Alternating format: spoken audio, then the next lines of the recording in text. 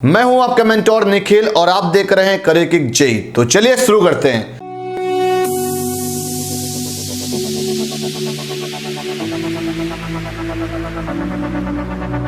तो जैसे कि बहुत सारे स्टूडेंट्स की डाउट आ रहे हैं, क्वेरीज आ रही हैं, कमेंट सेक्शन में देखने को मिल रहा है।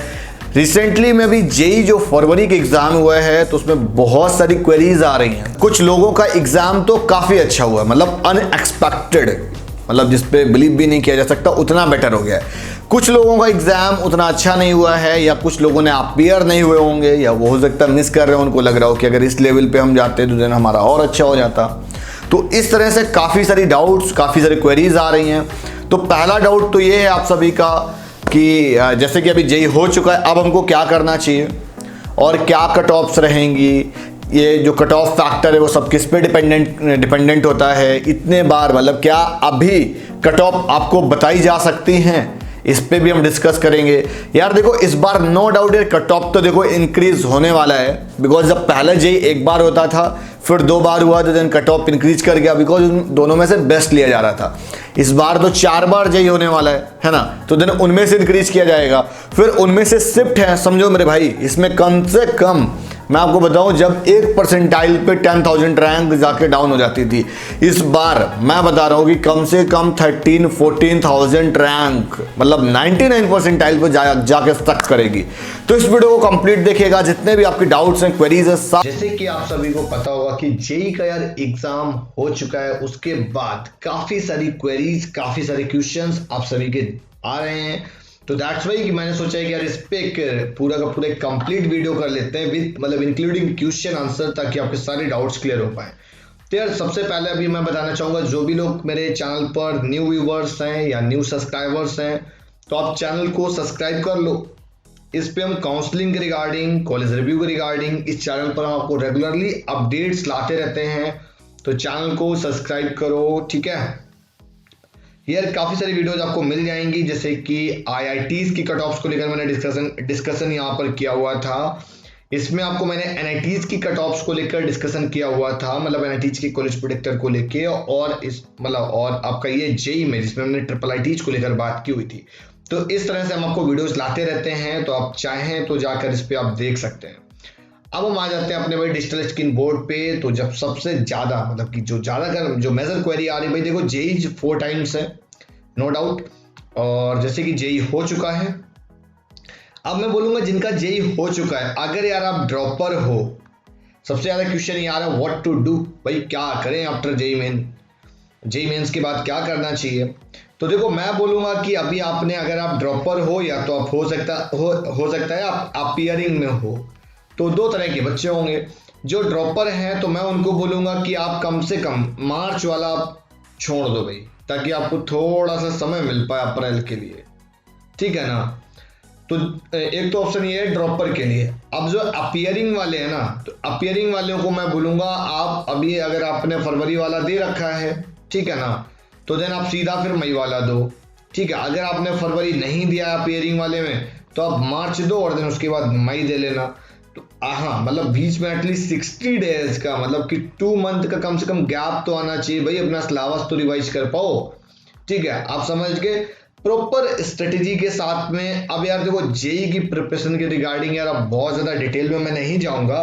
देखो जेई में एक सिंपल सा कॉन्सेप्ट क्या होता है ना, कि जितनी ज्यादा प्रैक्टिस करोगे उतने ही ज्यादा आपके कॉन्सेप्ट स्ट्रांग होंगे। साथ साथ आप प्रीवियस ईयर जितने भी क्वेश्चन पेपर हैं वो आप करते रहो, देन आपकी थोड़ी सी प्रैक्टिस और अच्छी होगी, मतलब कि कहीं ना कहीं आपके जो कॉन्सेप्ट हैं वो और क्लियर होंगे। जैसे कि यहाँ पर मैथ की अगर मैं बात करूंगा, तो यार देखो मैथ तो भाई देखो प्रैक्टिस मांगता है यार। मैथ हो गया, फिजिक्स हो गया, केमिस्ट्री हो गया, भाई देखो अब तीनों सब्जेक्ट पे आ जाओ, थोड़ी सी बात कर लेते हैं।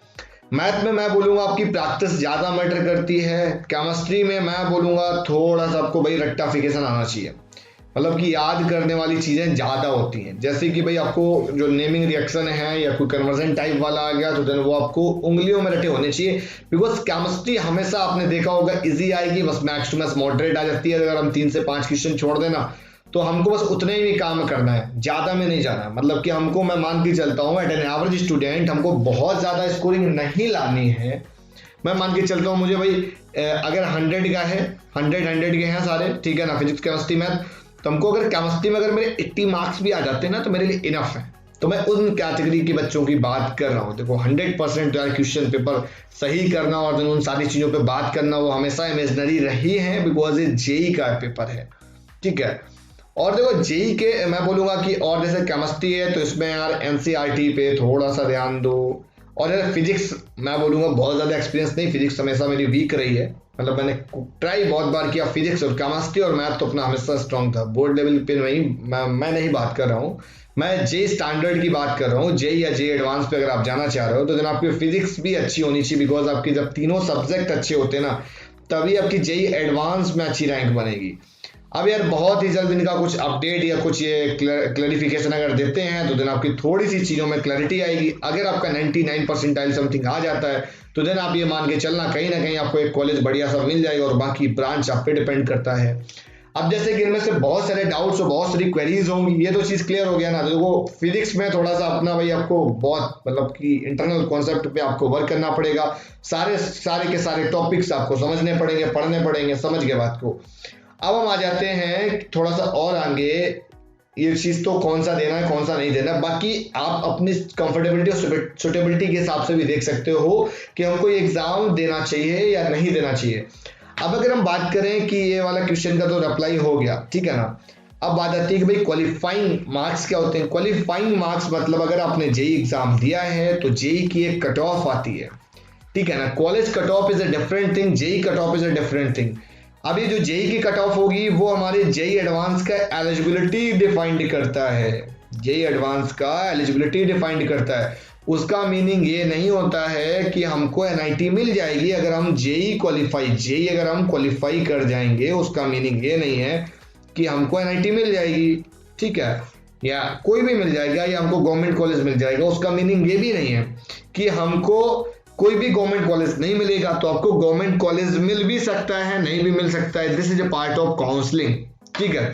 तो देखो जेई के पेपर में या इंजीनियरिंग में मैं बोलूंगा कोई भी काउंसलिंग एग्जाम हो, अगर उसकी काउंसलिंग होती है तो देखो ऑनलाइन सॉफ्टवेयर बेस्ड काउंसलिंग होती है, तो काउंसलिंग एक अपना मेजर रोल रखता है। जैसे कि आपको बहुत सारी अपडेट्स नहीं मिल पाती हैं कि हमको कौन सा एग्जाम देना चाहिए, कौन सा एग्जाम नहीं देना चाहिए, कौन सा एप्लीकेशन फॉर्म अप्लाई करना चाहिए, कौन सा नहीं अप्लाई करना चाहिए। जो राइट नाउ भी आपके जो क्वेश्चन और डाउट है कि जेई में भैया मेरे 120 मार्क्स आ रहे हैं या 150 मार्क्स आ रहे हैं या 180 मार्क्स आ रहे हैं, तो आप मुझे बताओ कि मेरी रैंक कितनी आएगी। अब यार देखो इसका कोई फॉर्मूला ना पहले था, ना है, ना कभी रहेगा, बिकॉज ये नॉर्मलाइजेशन अगर एक बार में अगर एक ही पेपर में अगर होता तो देन तब एक बार तो आप बता सकते थे मार्क्स के हिसाब से रैंक क्या होगी। अब ये 4 बार एग्जाम हो रहा है तो और कॉम्प्लिकेटेड हो गया है। तो मैं बोलूंगा कि आपको बड़ा सिंपल सी बात है, आपको इस पे जाना है। मैं बोलूंगा कि अगर आप अच्छे से प्रिपरेशन करते हैं, फॉर एग्जाम्पल आपका 97 परसेंटाइल आ जाता है, इट्स मीन कि कहीं ना कहीं 28,000 से आपकी 32,000 रैंक के बीच में आप अप्लाई कर रहे होगे। ये परसेंटाइल है भाई, परसेंटेज नहीं है, इसको क्लियर समझ लो। अब यार 32,000 रैंक पे सबसे पहले इसमें क्लैरिटी आपका ये होना चाहिए, मैं फ्यूचर विजन की बात कर रहा हूँ, कि आप अभी से अपनी ब्रांच डिसाइड कर लो, उसी हिसाब से आप रैंक टारगेट करो, ठीक है ना। रैंक जब आ जाएगी उसके बाद आपको काउंसलिंग पे टारगेट करना पड़ेगा। काउंसलिंग के लिए आपको काउंसलिंग कुछ फॉर्म अप्लाई करने पड़ते हैं, उस पर आपको थोड़ा सा ध्यान देना होगा। और उसी के साथ साथ बहुत सारे एप्लीकेशन फॉर्म सेपरेट आते हैं, जैसे VIT, बिटसेट का अभी आ गया है, तो बिटसेट आप अप्लाई कर सकते हो। VIT अगर आप जाना चाह रहे हो, बजट है, आप अप्लाई कर सकते हो। गवर्नमेंट बॉडी में या आप वेस्ट बंगाल से बिलोंग करते हो तो आप WBJE के लिए अप्लाई कर सकते हो। जैसे कि अभी रिसेंट में एक SNU का अपडेट आया है, श्रीमनादर यूनिवर्सिटी गाजियाबाद। देखो अगर आप प्राइवेट बॉडी का अगर आपका बजट है तो मैं बोलूंगा कि आप एक काम करो, आप एक फ्री गाइडेंस फॉर्म मैंने दे रखा है डिस्क्रिप्शन पर, ठीक है, तो आप इस गाइडेंस फॉर्म को फिल कर दो।